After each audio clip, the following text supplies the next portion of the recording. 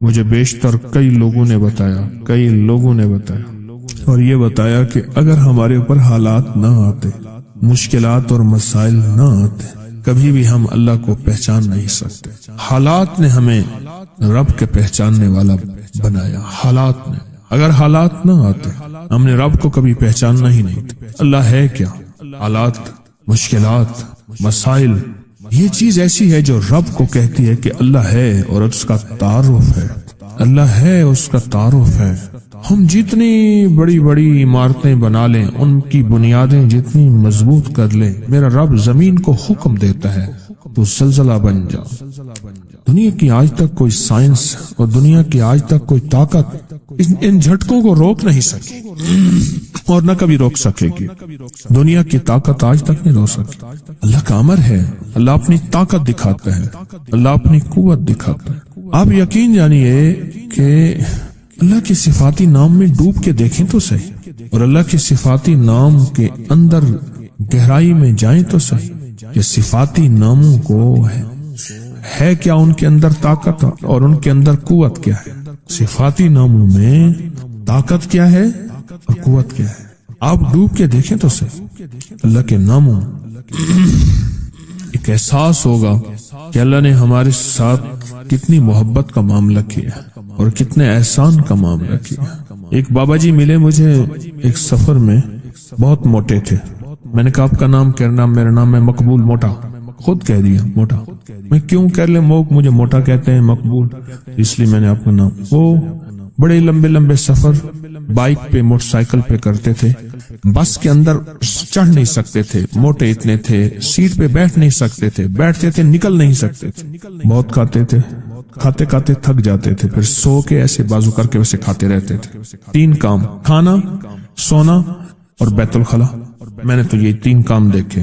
اچھا، وہ بندہ رونے دھونے والا بہت تھا، اللہ سے مانگنے والا بہت تھا، بڑا نیک آدمی تھا، درویش آدمی۔ قمیضوں اور شلواروں کا ڈھیر لگا ہوا ہے۔ میری شلوار خراب ہو گئی ہے، حالانکہ ہوتی نہیں تھی میرے خیال میں، بس ناپاک ہو گئی، اب وہ کپڑے بدل رہا ہے ڈھیر۔ پھر ایک قمیض کے اوپر دوسری قمیض پہن لی، دوسری کے اوپر تیسری پہن لی۔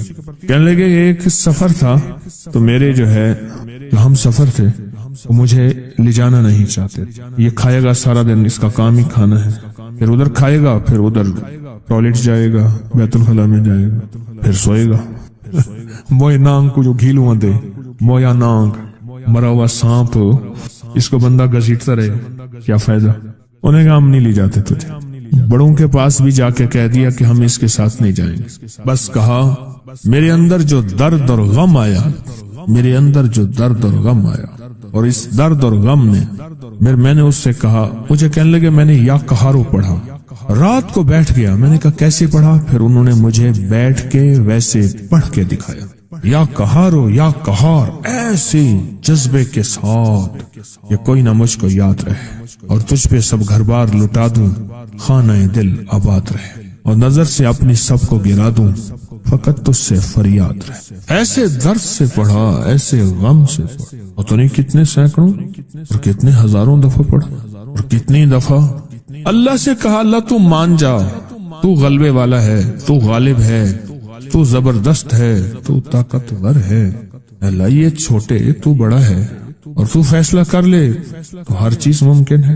جو اللہ سے منوایا، کہا صبح مجھے ڈھونڈتے پھر رہے تھے، صبح مجھے ڈھونڈتے پھر رہے کہ بس ہم آپ کو ساتھ لے جائیں گے، آپ کے سارے ناز ہم اٹھائیں گے، آپ کی سارے کھانے ضرورتیں ہم پوری کریں گے، بس آپ ساتھ چلیں، آپ ناراض نہ ہوں۔ اس نے عرشوں سے فیصلہ کروایا، اور اللہ کے غلبے کو اور اللہ کی طاقت کو اور اللہ کی قوت کو عرشوں سے اتروایا لفظ یا قہارو کے ذریعے۔ اللہ کے صفاتی نام یا قہارو کی طاقت کے ذریعے عرشوں سے نظام اتروایا۔